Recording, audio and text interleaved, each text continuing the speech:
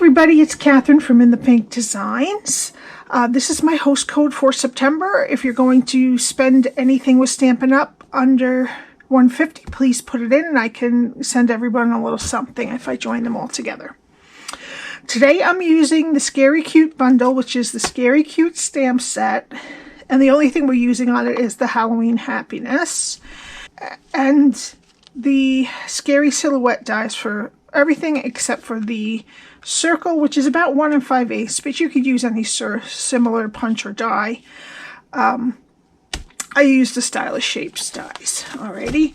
For the paper, I use Black and White Designs, and how this works is it's a slider box. It comes out like this. In here I have a Hershey bar, a pack of Skittles, a Kit Kat, and a Crunch. So you can fit quite a bit of things in there. This is really not too difficult. If you want to make a lot of these boxes, this is a little bit more intricate, but it's not difficult. So you could make the same box with a different decoration if you wanted it to be quicker. It measures 3 3/4 by 3 by 1. Alrighty. So what I used for this is a piece of gorgeous grape cardstock that is 5 3/4 by 5, this way, 5 3/4 by 5. A piece of the Black and White Designs DSP that is 9 inches by 3 3/4, and you want the long side to have the design going up. All right. Now I cut these using the Scary Silhouette dies. I took, it's right like it is here, these two dies, and I nested them to cut out this piece because it cut out the 2 frames. And then I did one with just the outer piece out of Melon Mambo cardstock to make the background. Right, and again, this is a Stylish Shape circle. It's the stitched circle there. That is about 1 5/8. I cut out the Haunted House from the Scary Silhouettes dies, and we need a scrap of Gorgeous Grape to make the sentiment. Alrighty, so let's start with our Gorgeous Grape cardstock. I'm going to get my Simply Scored, and we're going to start on the 5 3/4 inch side, and we're going to score at 1 4 3/4. And turn it a 1/4 turn to the 5 inch side, and you're going to score at 1 and at 4. Alrighty. Now I'm just gonna fold and burnish all the score lines.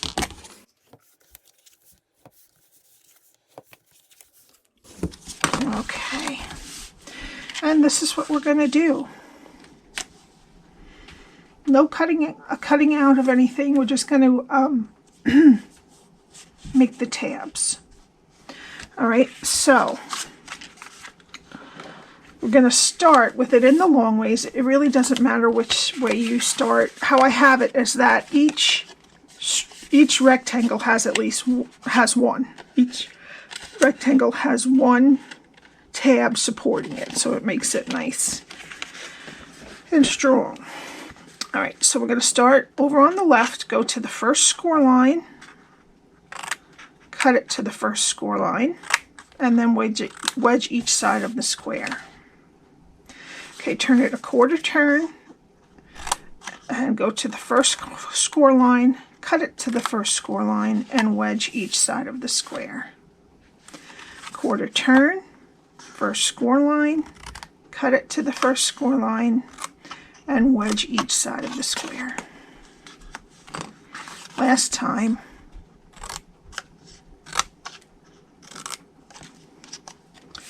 Okay. All right. And then we need any small circle, and the 2 shorter rectangles, we need to take just a little grip so that you can pull it out. Let's see. Okay, so just a part of a circle. This is a 7/8, but you can use any small circle punch you have. Stampin' Up! Doesn't sell them right now. I'm hoping they bring them back because I only have the big chunky ones. Okay, so this is what your cardstock should look like after you're done scoring it, cutting it, and taking the little circle pieces out. Alright, now I'm going to get my tear and tape, and I'm going to put it on every tab, one close to the score line and one close to the edge.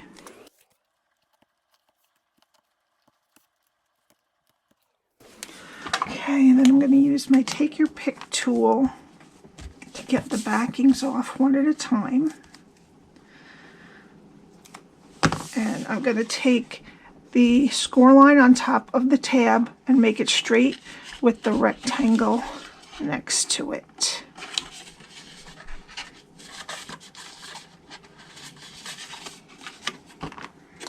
And just do that all the way around.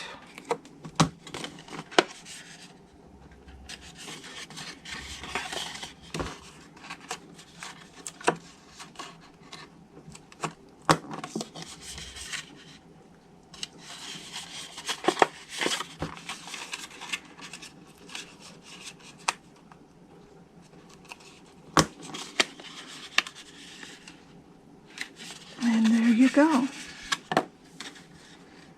Okay, and that makes your bottom tray. Alrighty. Now, let's get our piece of Black and White Designs DSP that is 9 by 3 3/4. And what we're going to do is I'm going to turn my box upside down and put this right in the middle with about equal on each side, and then just crease where this back corner is.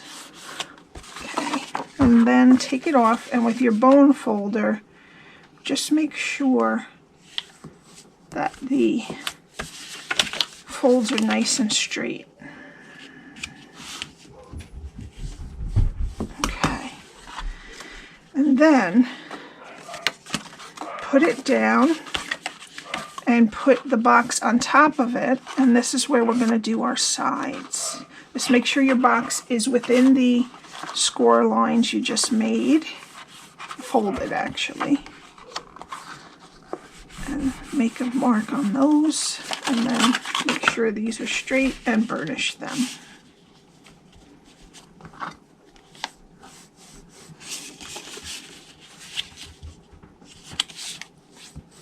Okay. Now we're going to put it upside down again, just so that we have a solid piece to lean on. And we're just going to glue this. All right.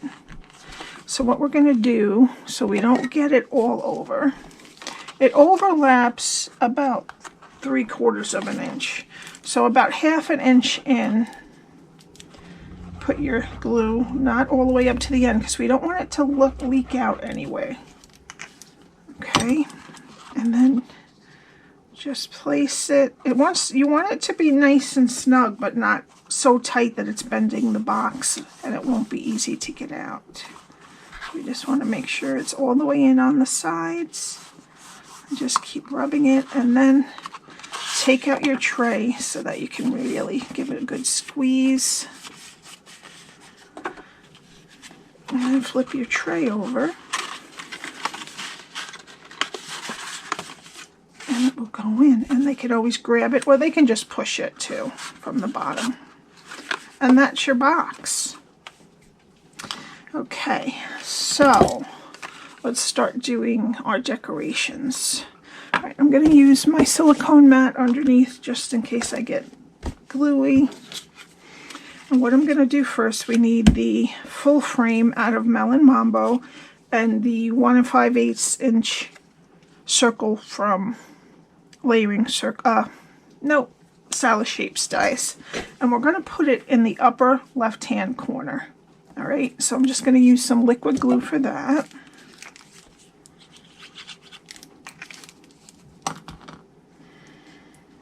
And it's going to cover that left and a little bit on the sides, the left piece of the frame. Just make sure it's secure. Okay, then pick it up and turn it over, and we're just going to clip off the pieces that overlay, that come out over it. Okay, and it looks a little bit funky right now, but don't worry about it because the black is going to cover it. Okay. All right, now we need our black top frame that I made using the two laid together with some tape. Well, not the bats, although you could add a bat onto this. All right, and then this is going to cover over and make it look nice. Oh, there's still a little bit left. All right, let me get it. And if you cut a little bit into it, it's okay because the black will definitely cover it then.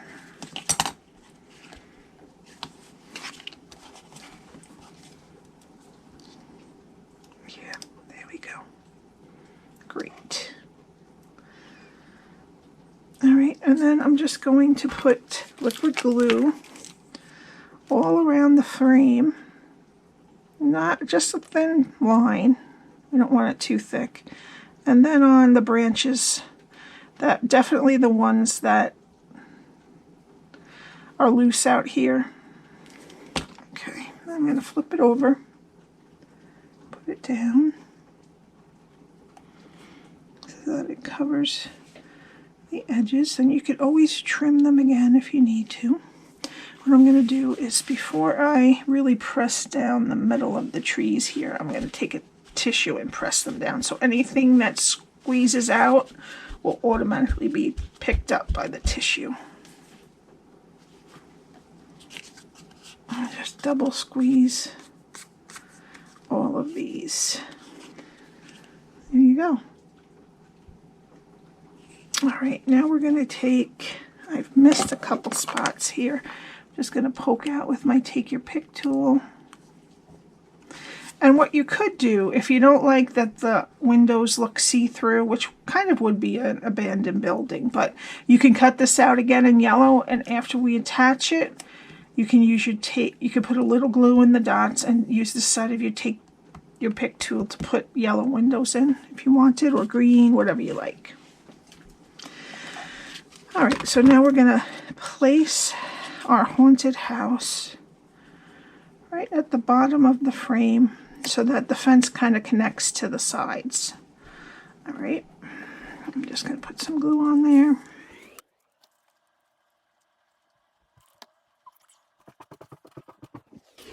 And the top of the haunted house will probably go on the edges of your moon, which is good. I like that.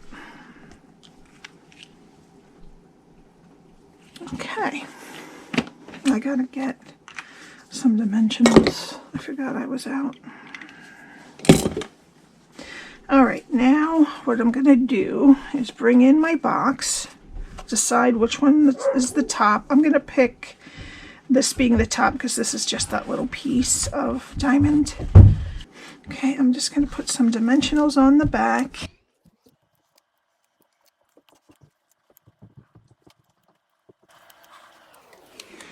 And I'm just going to center this on the front.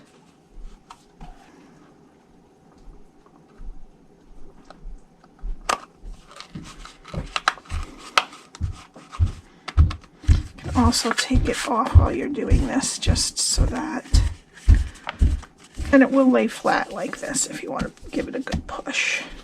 Okay, now we have to stamp our sentiment, and then this is the die from this Scary Silhouettes dies that I'm going to use to cut it out.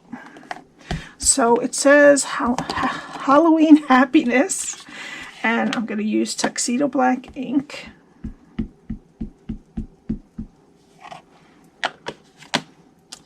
Just going to stamp it. Great. And then what I'm going to do is I want the Halloween Happiness the farthest to the left of the die, because we're going to put a bow right there. All right, so I'm just going to tape this, and I'm going to cut it out, and I'll be right back. Okay, and there it is. I just put it over to the left as far as I could. All right, now to attach this, we're going to have half of it on top of the frame and half of it behind up here.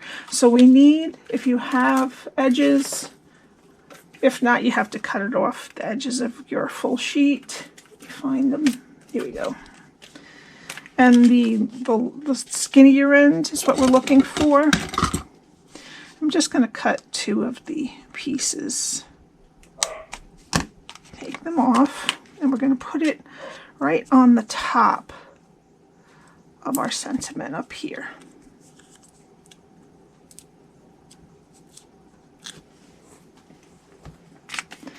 And then I'm just going to put a little bit of liquid glue so it doesn't lift up.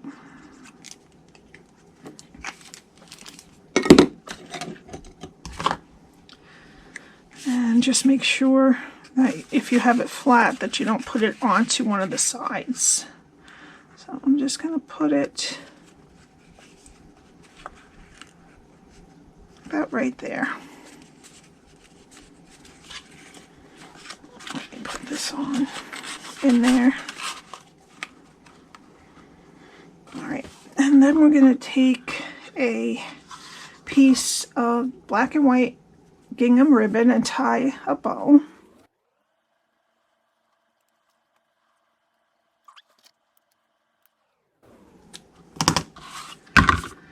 And then I'm just going to get a glue dot.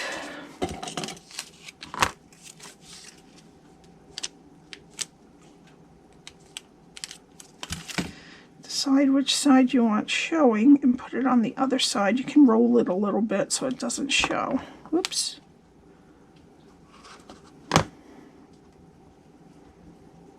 And I'm going to put it so that it doesn't cover up our words. Oops, just like that. When it's filled too, you'd have more pressure here to keep it up. Okay, now I'm going to take some Wink of Stella. Now you could cut this house out of some sparkle. Last year we had just plain black glitter paper, if you still have some of that, but I'm just going to put some Wink of Stella on this. And it makes it look a little bit sparkly and kind of mysterious. I don't know if you can see. There you go. Okay, and for the final touch, I'm going to take some 2021 to 2023 in color Opal rounds. I'm going to use the Fresh Freesia ones. So they're very light. I'm going to put one up here. One right there. And one right there. And that's it. I hope you enjoyed this little Halloween craft. If you have any questions, my email is below. You can also find the link to shop Stampin' Up! With me. The link to join, if you'd like to join as a demonstrator. You get 20% off of your orders for the first 3 months. And then after 3 months, you can decide if you want to continue. There's no obligation. Please subscribe and hit the like button. And have a great day, and I will see you next time. Bye.